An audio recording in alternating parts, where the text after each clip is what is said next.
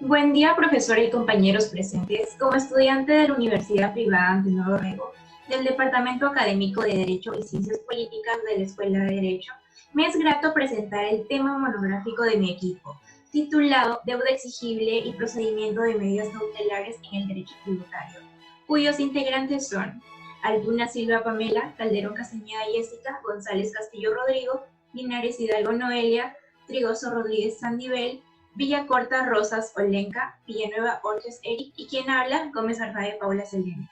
A supervisión de la docente magíster Alicia Paloma Chico Picasso.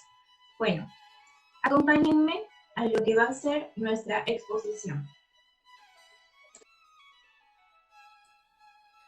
Ahora vamos con el capítulo 1 acerca de las definiciones de nuestro trabajo. Vamos con la definición de derecho tributario. El diccionario Enciclopedia Jurídica, en una definición titulada Derecho Tributario, explica lo siguiente. Parte del derecho financiero que establece los principios y las normas relativas al establecimiento y recaudación de los tributos, así como las relaciones jurídicas que de ello resultan. Enciclopedia Jurídica 2020, párrafo 1. Se puede entender que es la regulación de las recaudaciones, las cuales se dan hacia los tributos empleando y cumpliendo con las respectivas normas relativas. Continuamos con la definición de deuda tributaria exigible. La abogada peruana y asesora de la Gerencia General en el Banco de la Nación, Clara Ortega Goldstein, en el informe de la SUNAT del 2019, define a deuda tributaria como: la deuda tributaria es exigible a partir del día siguiente al vencimiento del plazo u oportunidad fijada para tal efecto, fecha que a partir de la cual la deuda no pagada genera intereses moratorios. SUNAT 2009, párrafo 1. Medidas cautelares. El diccionario Enciclopedia Jurídica, en una definición titulada Medidas cautelares, explica lo siguiente.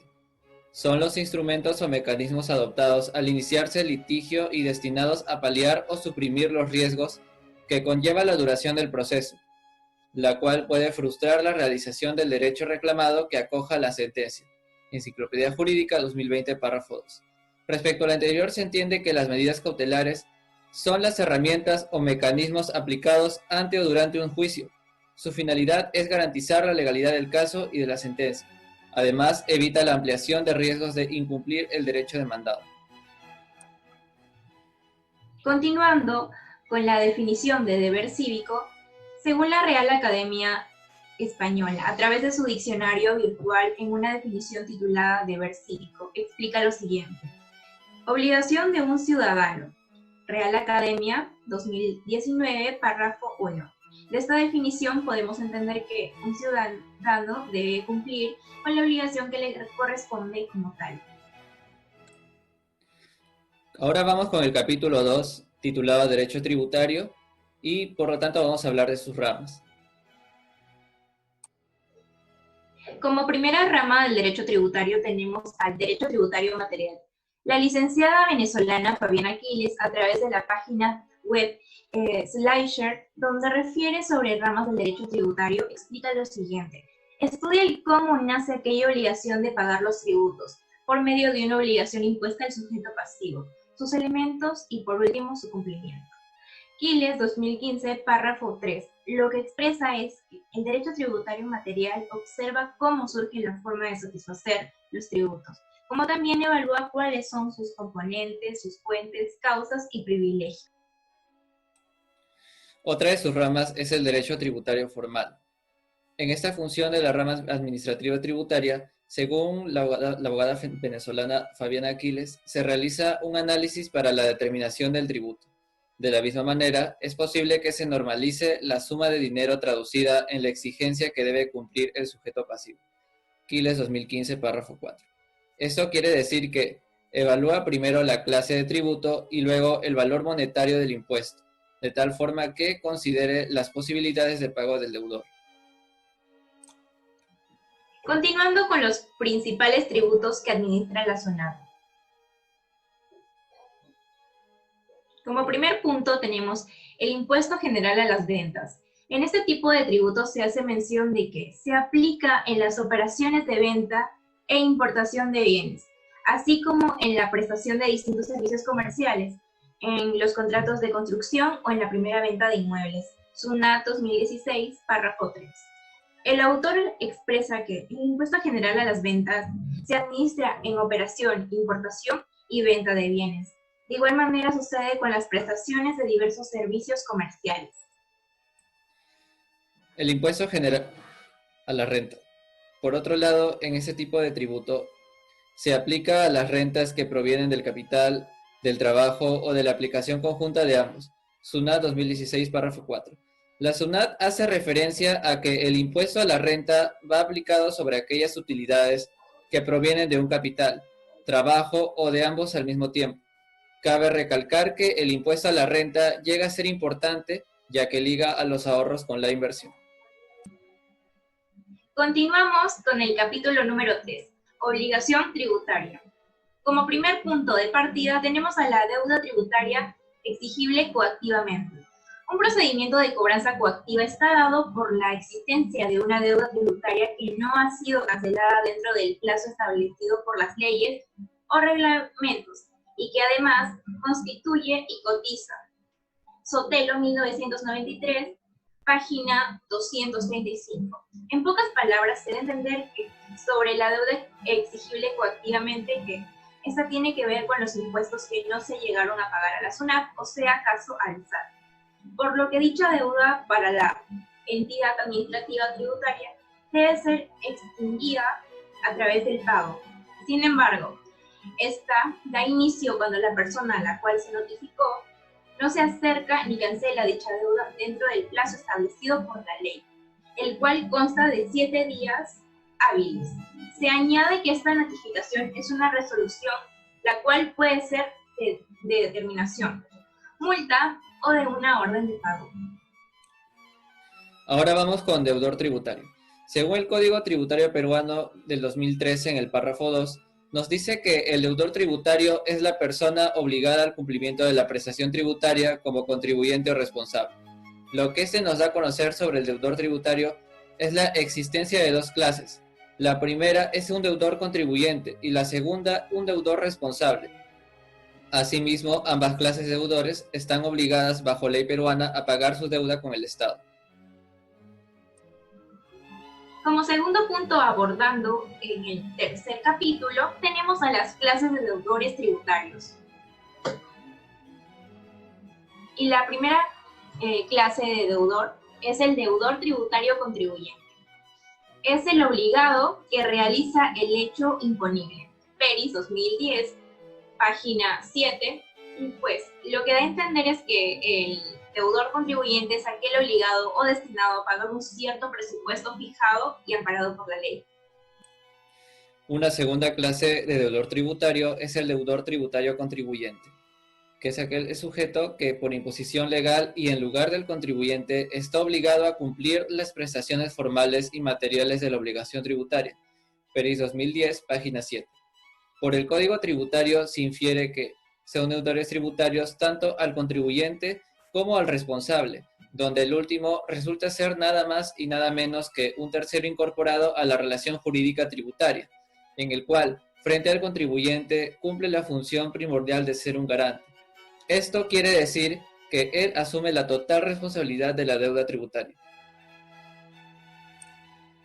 Siguiendo con la siguiente videoexposición, tenemos el capítulo 4 titulado Medidas cautelares y sus características. La primera de ellas es la provisionalidad, donde nos dice que las medidas cautelares son provisorias porque subsisten mientras duran las circunstancias que las determinaron. Según el artículo 619 del Código Procesal Civil, en la página 119, nos dice que resuelto el principal en definitiva y de modo favorable al titular de la medida cautelar, la ejecución judicial se iniciará afectando el bien sobre el que recae la medida cautelar a su propósito. Según el artículo procesal civil, ya resuelto el asunto principal a favor del titular de la medida cautelar, el ya mencionado solicitará el cumplimiento de la decisión. Como segunda característica tenemos la flexibilidad. El magíster peruano en Derecho Penal y Civil, Gallardo Mirabal Juvenal, en su tesis Cautela y Contracautela en el Proceso Civil, cita al argentino licenciado en Humanidades Ramiro Podet, quien al referirse sobre las medidas cautelares expresa lo siguiente: ninguna institución procesal requiere más flexibilidad que la medida cautelar, a fin de cumplir sus fines en forma satisfactoria, sin ocasionar molestias o perjuicios que puedan evitarse.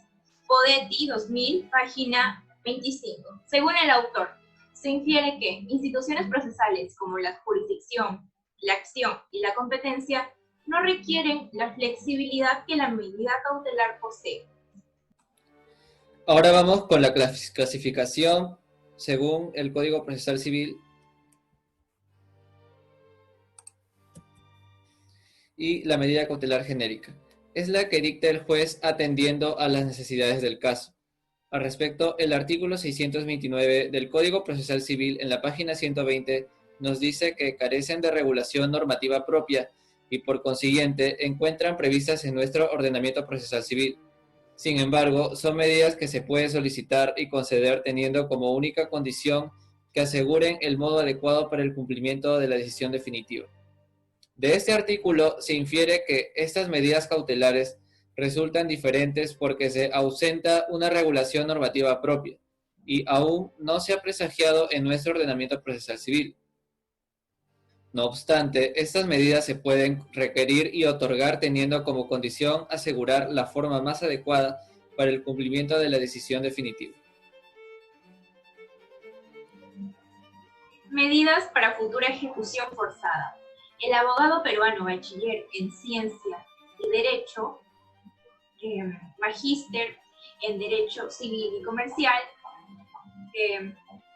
Mirabal Gallardo Juvenal, en su tesis titulada Cautela y Contracautela en el Proceso Civil, sostiene lo siguiente: son aquellas cuyo propósito es asegurar la ejecución. Pues estas medidas en nuestra legislación y por lo general en la legislación extranjera son el embargo, el secuestro y la anotación de la demanda conocida como también anotación de litis. Gallardo, 2000, página 41. Es decir, afecta algún bien o derecho del ejecutado para el momento que tenga que procederse a la realización coactiva del derecho contenido en una sentencia o en un título ejecutivo sometido a ejecución judicial. Continuamos con la caducidad de la medida cautelar. La caducidad se da cuando existe una situación, el caso donde la persona tiene la potestad de ejercer una acción, la cual tendrá efectos jurídicos. Si no se hace dentro de un plazo, pierde el derecho a entablar la acción correspondiente. Según el artículo 427, menciona lo siguiente: si el demandante no cumple con lo ordenado, el juez rechaza la demanda y ordena el archivo del expediente. Código Procesal Civil 1993, página 81. Esto quiere decir que una medida cautelar solo puede caducar en base al incumplimiento de las órdenes por parte del demandado, las cuales fueron impuestas por la autoridad correspondiente, generando así archivar dicho expediente, siendo esta vez refutados por los actos procesales, los cuales otorgan validez y dan efectividad a dichas medidas. Continuando, tenemos la variación de la medida cautelar. La variación hace referencia al acto de cambiar, variar o modificar, en este caso referido hacia los cambios que pueden dar en las medidas cautelares. Con el fin de apoyarnos en información referente a las leyes implantadas, se puede corroborar en el artículo 617 del Código Procesal Civil que, a pedido del titular de la medida y en cualquier estado del proceso, puede variarse esta. La parte afectada con la medida puede efectuar similar pedido, el que será resuelto previa citación a la otra parte. Para resolver estas solicitudes, el juez atenderá a las circunstancias particulares del caso. Código Procesal Civil 1993, página 118. Por esta parte, una medida cautelar puede variar siempre y cuando sea pedida por la parte afectada por la medida, la cual será otorgada previa citación a la otra parte. En este pedido de variación se puede pedir la modificación de la forma, inclusive pedir el cambio de las autoridades, las cuales colaboran en solución de los procesos debatidos en el primer nivel jurisdiccional. Capítulo número 5, titulado Deber cívico. El profesor y doctor español en Sociología de la Universidad de Granada, Antonio Jaime Castillo, a través de un artículo en la Revista Española de Investigaciones Sociológicas, REIS, explica que el buen ciudadano es aquel que hace de sus derechos deberes, de forma que el ejercicio de los derechos se convierte en un deber cívico. Jaime, 2009, página 49. Se requiere expresar que el deber cívico está inherente al ciudadano, porque es en él donde se manifiestan las acciones y el ejercicio de dicho deber. Del mismo modo, relaciona los derechos con los deberes, afirma una constante relación entre ambos, de tal manera que la práctica ciudadana de los derechos propicia el deber cívico. Ahora pasaremos al análisis crítico de nuestro presente trabajo monográfico. Al visualizar La Dama de Hierro, película de 2011, sobre la vida y obra de Margaret Thatcher, primera ministra de la historia, la relevancia de la monografía sostiene la importancia del pago de impuestos, haciendo un contraste de la realidad en el Perú sobre el cumplimiento de impuestos con la reforma de impuesto a la renta de Inglaterra por Margaret Thatcher. Dicha reforma promulgaba que todos los ciudadanos de Inglaterra, por vivir en tierra nacional, estaban obligados a pagar un impuesto de su sueldo anual, conocido como el impuesto a la renta. Pero, ¿qué pasaría si instalamos el sistema de Margaret Thatcher aquí en el Perú? Bueno, ocasionaría un escenario positivo y uno negativo. En el positivo es que los sectores que necesitan ese dinero ya lo tendrían debido a la cantidad de impuestos recaudados per cápita. Sin embargo, por en el aspecto negativo, debido a que el Perú es un país con tanta desigualdad y con una alta tasa de pobreza que ha venido en aumento en los últimos 2 años, se criticaría mucho si se pone en funcionamiento. Además de, como ya todos sabemos, nuestra vieja enemiga la corrupción que es imperante en nuestro país. Sin embargo, tanto en ambos escenarios llevan a concluir una verdad absoluta. Hoy en día, como peruanos, exigimos mucho nuestros derechos, pero no cumplimos nuestros deberes. Hay que recordar que el dinero para educación, salud, limpieza y seguridad nacional sale de nuestros bolsillos. El dinero no crece en un árbol, muy por el contrario, sale de nosotros mismos. Por lo tanto, el pago de los impuestos al Estado es vital para que éste vele por nosotros y por nuestra seguridad nacional. Pasamos a las conclusiones. Como primera conclusión tenemos: en el primer capítulo se conceptualiza que el derecho tributario es un conjunto de normas que regula la recaudación de tributos. Este viene a ser importante debido a su conexión con los ámbitos económicos. Estos son necesarios para un constante desarrollo del país, puesto que sin un funcional derecho tributario, la existencia de injusticia tributaria iría en aumento.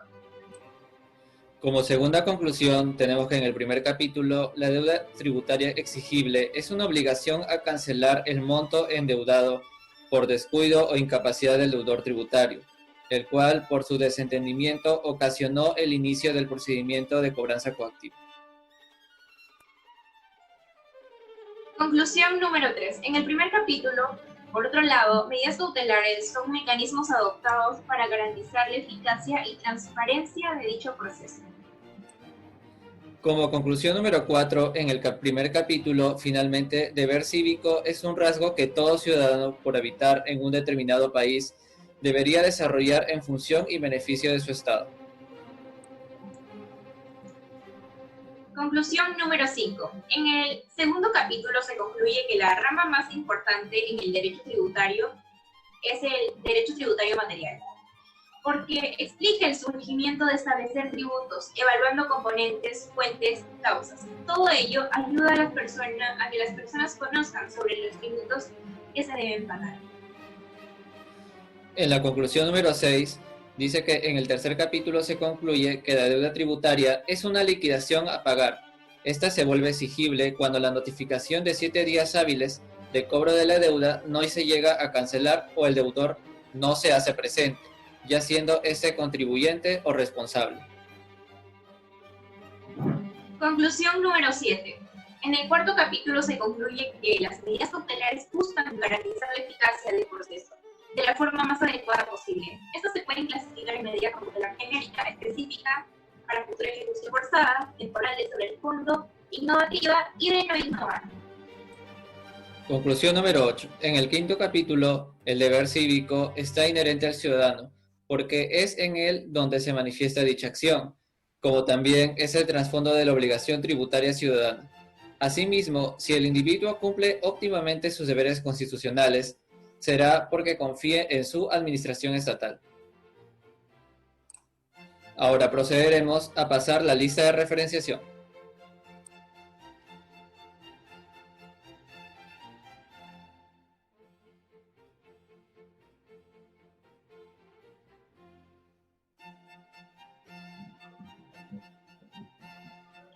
Para finalizar, tenemos los anexos. Anexo número 1. La organización del equipo vía Zoom. Esta imagen es la evidencia del trabajo en equipo coordinado y productivo, donde se puede apreciar a los autores de la mamografía, estudiantes del primer ciclo de Derecho, de la Universidad Privada Tenor Rodrigo. Como anexo número 2, tenemos el póster de la película La Dama de Hierro. Esta película, interpretada por Meryl Streep, trata sobre la vida y obra de Margaret Thatcher, la primera ministra de la historia. Dicha película fue utilizada para realizar el análisis crítico de esta monografía.